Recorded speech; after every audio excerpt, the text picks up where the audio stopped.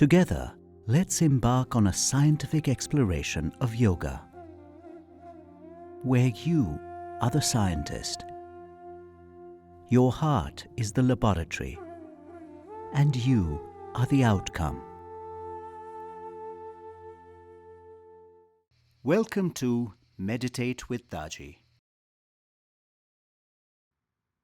This week, Daaji speaks on science and spirituality, genetics, biotechnology research and development. And after that, like always, we will meditate with Daaji. I've been wondering on the very topic. It's all about science and what a man like me from spirituality, how am I going to bridge spirituality with the science? I had been a pharmacy student. Also, I led numbers of years in doing a business in the world of pharmacy. Also very familiar with research with which you are struggling, you with plants and animals, and we at a drug level, molecules at chemistry level. Be it as may be, but all have the fundamental connections somewhere, where logic and reason prevails in the field of science. What prevails in the field of spirituality is intuition. When we think over before we hypothesize and also theorize any topic, what prevails first is the reasoning, and then logic comes into the picture and we justify based on the reasoning. And reasoning is again based on our observation. Our previous speaker said, wishing all the students to be more observant, which is the finest advice one can give to a young mind. Being observant, when we can see the relationship between various processes, why certain things happen in certain way. So we reason, and through logic we conclude something. But before we reason and before we conclude, it is the intuition that plays the biggest role in any research. When you look at lives of people, great scientists like Newton, Archimedes, Einstein, Helen Keller, all these people, they found something when they were in a different zone, in a different level of consciousness. They were all in a state of relaxation. So, my request to all the research scientists, and not just research scientists, but if you want to have real purposeful life, then one has to meditate. Without meditation, there is no go. You can make a small research, but if you want to make a big research, you must meditate. See, through meditation, we are able to tie up many missing knots. If you come to our ashram here at Kanha, Hyderabad, you will notice what makes this ashram such a special place. It's sitting on 1,400 acres of extremely dry land of Mehboob. You cannot find drier landscape than this anywhere. The water, when we started, was almost 2,000 feet below. We couldn't get water.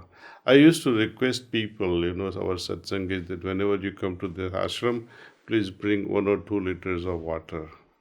And Dr. R.C. Agrawal can tell you that whenever he has visited this place, he has found this total change. Every time he came, there was a different change. And it's a lush green premises today, which is related to your topic also. Previous speaker also talked about genetics, epigenetics, genome. I'd also like to focus on epigenome and epigenetics. The role of epigenetics is so phenomenal and recognized by our sages and rishis. I give you one example, one tradition we all are familiar in India, that once a lady is pregnant, What do? We generally now, I mean, in earlier days before 70s, I could see in many families, respectfully, Bahu or the daughter-in-law would be sent to her Maika, to her parents' place, after many good rituals, where she would find a better environment than the in-laws' place. Why better environment? It may not be as better or comfortable, but there will be peace. There will not be any distraction, where she can be at peace with herself, with her family and environment. And why this environment and how this environment going to change the epigenetic expression. You see, when a family environment is disturbed, as the research done by Dr. Bruce Lipton in his book Biology of Belief, that in a disturbed family where the husband has to sleep with a gun under the pillow, and this is a story of one area, one neighborhood in Brooklyn, New York, where a few hundred mothers to be were analyzed, researched. They found that families where there is hostility, violence, the children that grew, they had a different neurology, they had a different body parts also. The lengthwise, shortness of the organs also, blood supply to various organs. Where am I driving at is this very simple fact that whenever there is sympathetic stimulation or the sympathetic nervous system's stimulation, adrenaline and other stressor are released into the system. And what happens in the mother's blood? You see, when husband comes with a violent attitude, mother is always defensive. She is always trying to protect herself. In this environment of stressful situation, the blood barrier between the placenta and mother's blood will be crossed. It reaches the embryo. Embryo has nothing to do with outside. But mother's blood, which carries the stressors, also affects the embryo. As a result, what happens? The occipital brain will receive less blood supply. The amphibian brain, the back part of the brain, occipital brain, will receive more blood because this is more reactive, this is more thoughtful. So the blood supply now decides the growth of the frontal cortex. It will be less developed. There will be, as a result, the child that is born later will have a lesser IQ, lesser ability to think, lesser ability to cognate and recognize. The limbs will be longer because when you are responding in a sympathetic situation, either you are running or you are trying to punch someone as a security. In that case, all the blood supply goes to limbs at the cost of visceral organs. Blood supply to the lungs, livers, and digestive system will be reduced.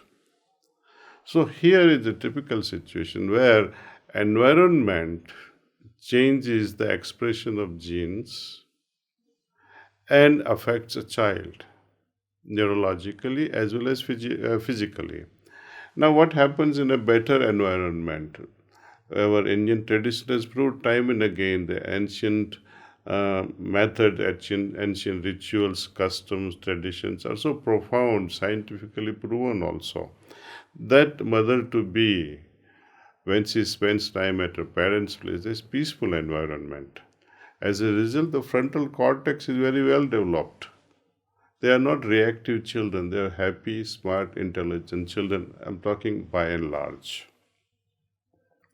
When we talk of this genome and epigenome, genome can never be changed. Epigenome can be manipulated, can be changed to a large extent in human system. What happens here in an ashram when we plant a seed, when we plant a small seedling also? After planting, we sit with that. We prayerfully sit with that, with around the plant, and offer our prayer, provide that nurturing good vibrations. When you talk to a plant and say, I love you, and we pour water, it's enough. And later on, of course, nutritions are also fundamental thing. And in order to take advantage of many things that have come up in our research is also that when we use biochar provides the nutrition consistently, and it absorbs all kinds of toxins also which are not good for the plants. Anyway, use of biocharcoal as well as the seaweeds, we found excellent revolutionary results actually. What happens over the years, from my observation, I tell you, when I was visiting my own farms in my village in Gujarat, the soil level was, let us say, it was X soil level. After 10 years, when I returned from US on one of my visits to my village and visited this land, I found there was a 2 feet gap. The canal that used to be adjacent to our farms was filled up. The canal was lost altogether. It only means there was so much of erosion. Whether you notice erosion or not, it is always happening, and with erosion goes away the nutrients. And where do they go ultimately? They end up in the sea. So, to my request to all the researchers is how to get back those nutrients from the sea. It is challenging. Not everything can come back. But through cultivation of seaweeds, algae, and many other life forms that we can attract from the sea, from the oceans, can revolutionize the modern agriculture.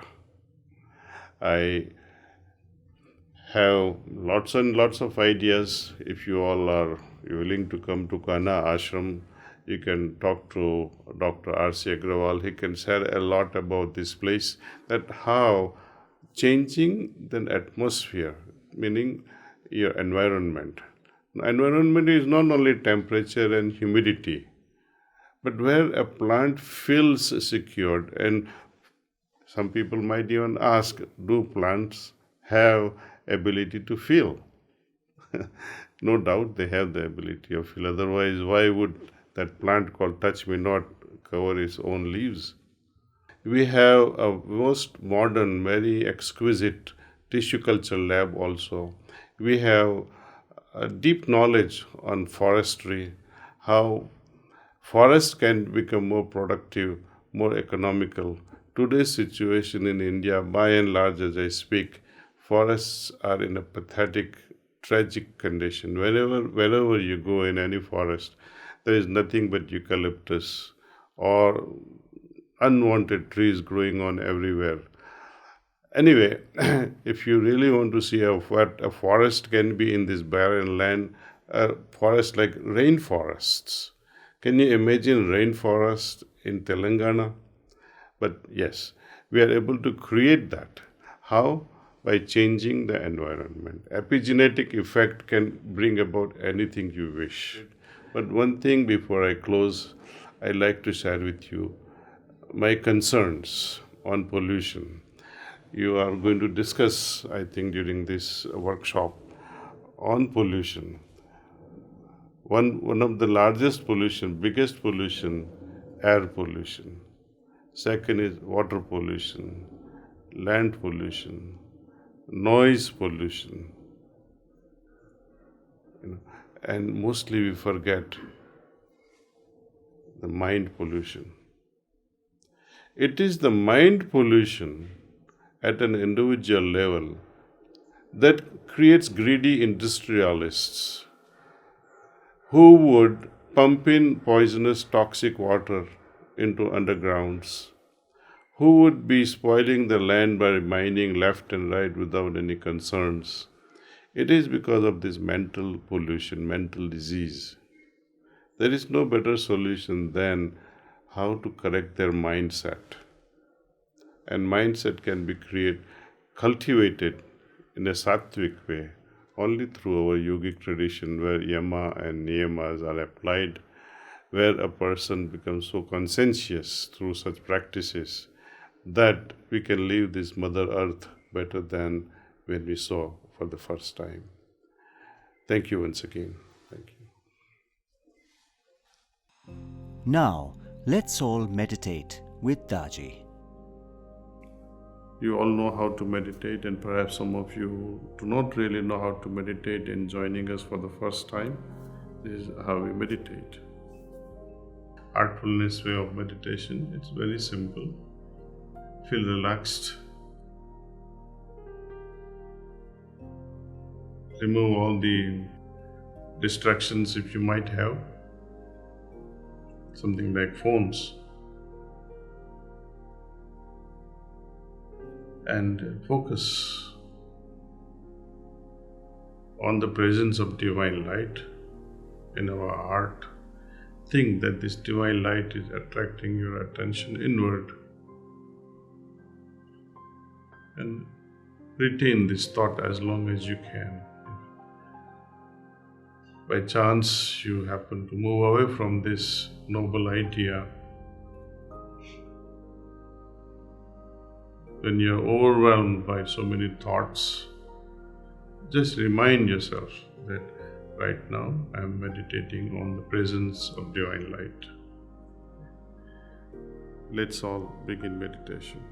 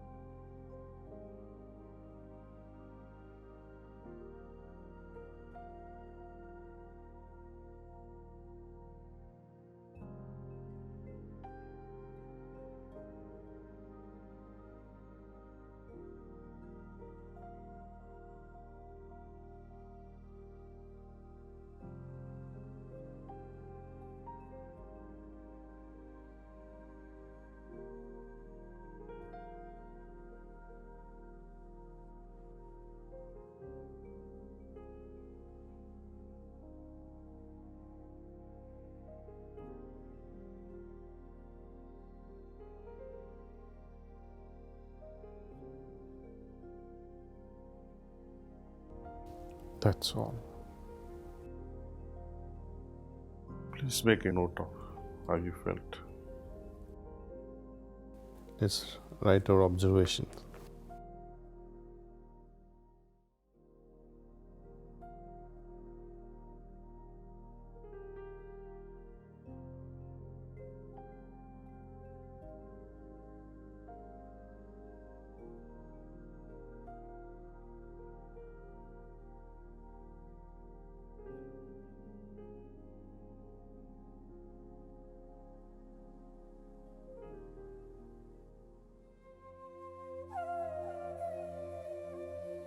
Thank you for joining us on this episode of Meditate with Daaji. See you again next week.